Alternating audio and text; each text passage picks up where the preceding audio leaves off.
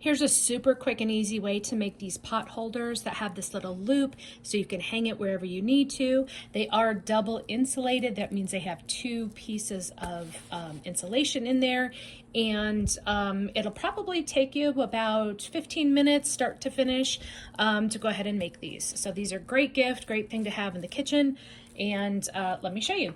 So the first thing you want to do is take two pieces of fabric. I have what I'm thinking of is like the front fabric and the back fabric, and they are 8-inch squares, so they are 8 inches every side, and they're both the same size. And then you're taking two pieces of whatever you want. You can do two pieces of batting. So this is just regular cotton batting. I'm doing one piece of batting and one piece of what's called Insulbright, and that just has a little bit of more insulation in it. If you see here, it's a little bit thicker. I do this just because I want to give it a little bit of extra help to make sure that it doesn't let the heat through. Now, it's not something that you can put super hot things on for extended periods of time, but they do help a little bit keeping the heat away from your surfaces. So these are going to also be the same size, 8 by 8. And then you want to take a piece of fabric. Now, you can make that the same type of fabric or whatever. I have it as the same as the backing fabric. And this is going to be 2 inches wide by 6 inches long. And what I did was I went ahead and ironed it in half, and then I opened it back up and folded the two edges in. So that way you don't have any raw edges, and you fold that over all the way. So you have a nice thin, this is going to be our loop at the top. So what you do then is, and I went ahead and already did it, you want to go ahead and sew down either side. So if you can see that there, I sewed down either side. You can do it with the same thread color. You can do it alternating, a different color to make it kind of stand out if you want to, totally fine. So then how to build this, how to put this together is you go ahead and put down, let's see, I'm going to do the batting first, the cotton batting, and then I'm going to put the Insulbright just on top of there. And then I'm putting the back fabric. Now, if this is something that has, a design on it, you want to make sure that it is pretty side up. And then we are going to do pretty side down for the outer the front fabric. Now, if you have a design that you need a direction, so like this, I wanted the cornucopia to be upright. You just want to pay attention to where you put your loop and make sure that your design is face up and your loop is at that point. These, because they're kind of scattered, I don't really care. Although I guess I am going to be looking at this right there and making that my focal point. So I kind of want that based up. So I'm going to put this down here. This is going to be my top. So if I look again, that's face up. This is going to be the top of it. And I'm going to put these pins or these clips all the way around just to kind of keep it steady. I'm just going to put these right here. Actually, I'll show you guys what I'm doing in just a second. I'm going to put 2 down here, and that's because I'm going to leave this portion down here. I'm going to leave this gap because we're going to turn this whole thing right side out. So then what I'm going to do is, again, remember, this is our top piece. This is directionally, this is our top. I'm going to take this piece. This is our loop. And we're going to put it on here. Do I want to do it that way or do I want to do it that way? I think, yeah, I'm going to do it this way. So you decide if you want to go, which way you want it to go. If you want it to kind of just go like this, it's totally fine, but kind of play around with it. See what you enjoy, how you want this loop to look, what direction you want it in. I'm going to actually go this way. Now, what you want to do is kind of center it. So I'm going to actually, let me put a thing here in the center. So this is my,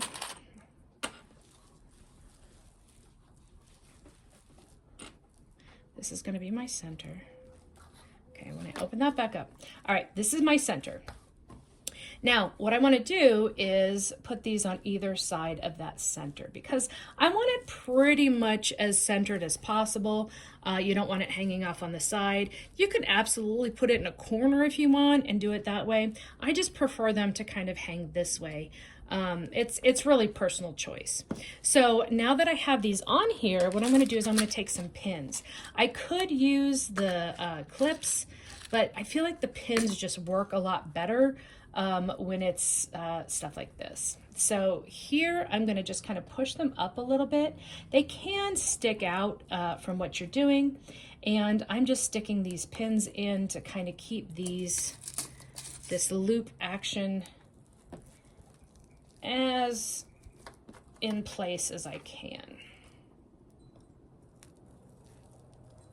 Okay, so that's what I've got here. I've got those on there, and I'm actually gonna do some more clips because I'm just feeling it. I don't want it to shift too much. Okay, so next step is gonna be, we're gonna go to the machine and we're gonna start down here, and we're gonna go just basically stitch all the way around this back to this part right here. We're gonna leave this open so I can stick my hand and pull everything through and turn it right side out.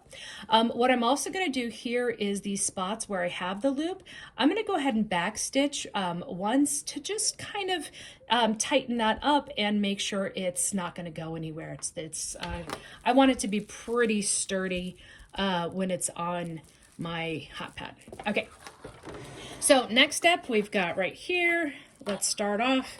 We're starting, remember, down here. And we're really just doing a 1/4 inch seam allowance all the way around.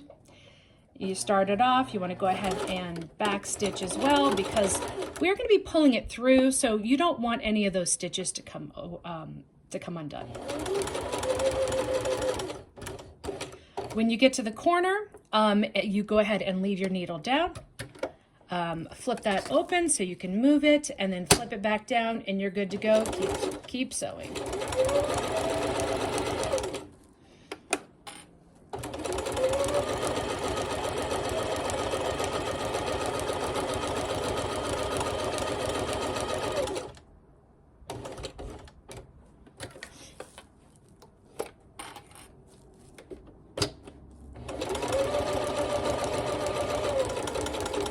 Okay, so now I've come to the part that has the loop, and I'm just going to remove this one, and I'll move that one out of the way.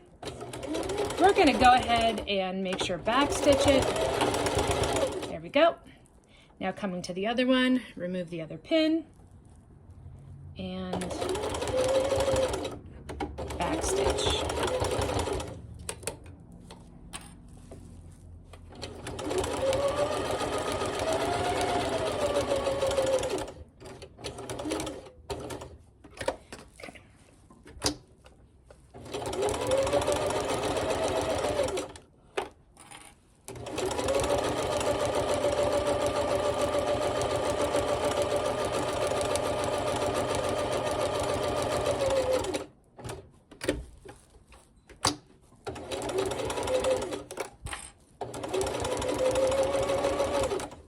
Now remember, you want to leave about 2 to 3 inches here open, and back stitch as well to make sure none of that comes apart.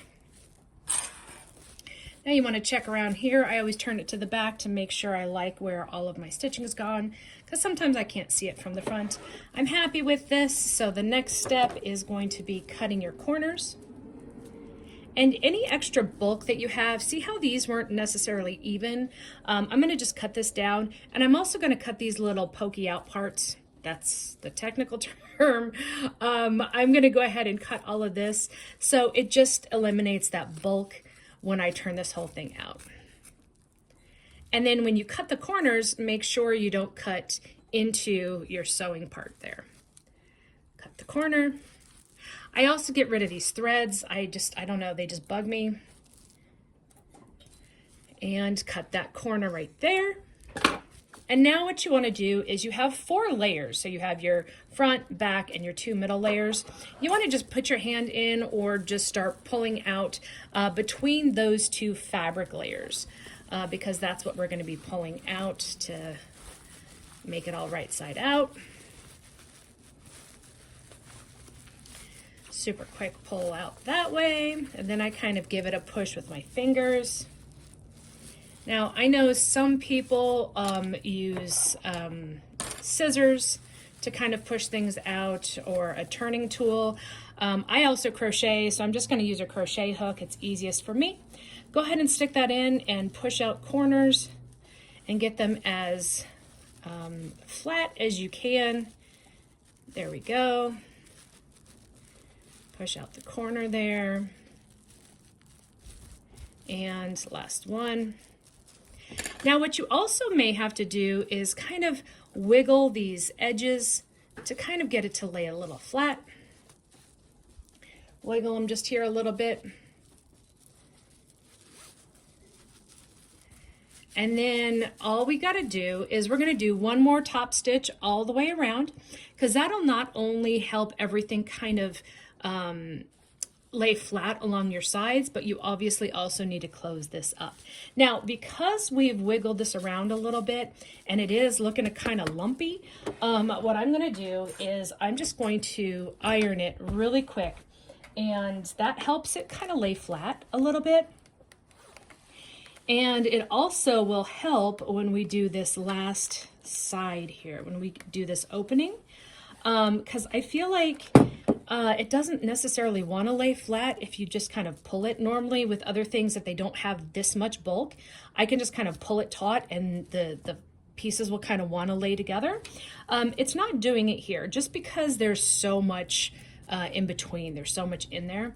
So what I'm going to do is I'm going to push them in, push the bottom in, push the top in, and kind of force it to lay flat. And then I'm going to iron it because I feel like the heat helps it behave a little bit. So once I do that, it's not going to be perfect. I have never gotten these edges to be absolutely perfect, but I mean, you can do the best with what you got, right? If it were perfect, these would be machine made, and they're not, they're homemade. So here we go. I'm going to go ahead and put 2 clips on there. It's going to be as flat as I can make it. And what we're going to do is we're just going to go around one more stitch all the way around. So what I'm going to do here is I actually am able to, I think every machine is able to do this. You're able to move your needle back and forth a little bit instead of just going down through the middle, you're able to go left or right aligned. So I'm going to start over on this side. I don't want to start on the side that's open, and I also don't want to start on the side that has the loop on it. So I'm going to start on this side, and I'm going to push it over just a wee bit to kind of get more of an 1/8 of an inch. What I'm doing, the reason I'm doing that instead of just kind of eyeballing it is I'm going to align my fabric here, my project, up along the edge of this foot, of the sewing foot. And this is just a regular sewing foot. So I'm going to line it right here, and I push the needle over. So it's going to give it tiny, tiny little, about an 1/8 of an inch there for the seam allowance. Now I'm ready to go. I'm going to go ahead and start. And I'm going to just do a back stitch, and then go to the corner, same thing, leave the needle down, pull it up, put your foot back down,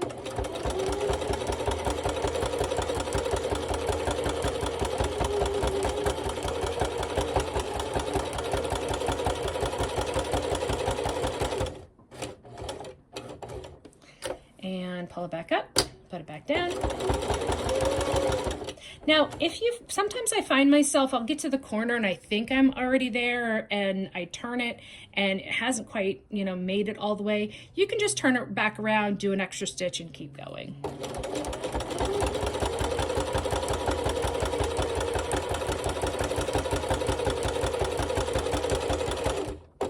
Like here, if you stop here and you think, oh, that's far enough, I need to go ahead and turn it. Well, I can see here it's not lining up with the edge. So I haven't quite made it as far in as I need to. So I'm just going to go back do another stitch. And if you've done enough of these, you'll be able to kind of eyeball it. But until you've done a bunch of them and you're not quite sure, if you need to take a few tries to get to that corner, totally fine. No one's gonna judge you. Sewing's supposed to be fun, right? All right, we're gonna take that out. Take that one out.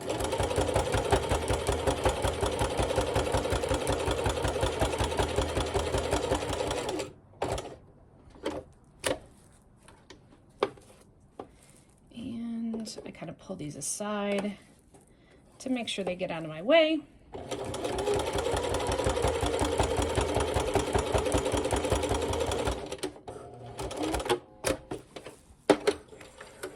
There we go.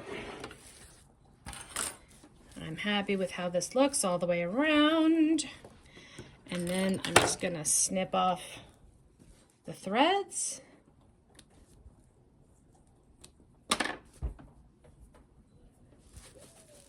And that's done. So there you have it. In about 15 minutes, you have a pot holder that you can absolutely use, gift.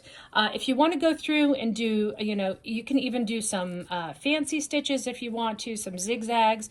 You can do a second row if you want to. I have made some with 2 rows in it if you want to do that.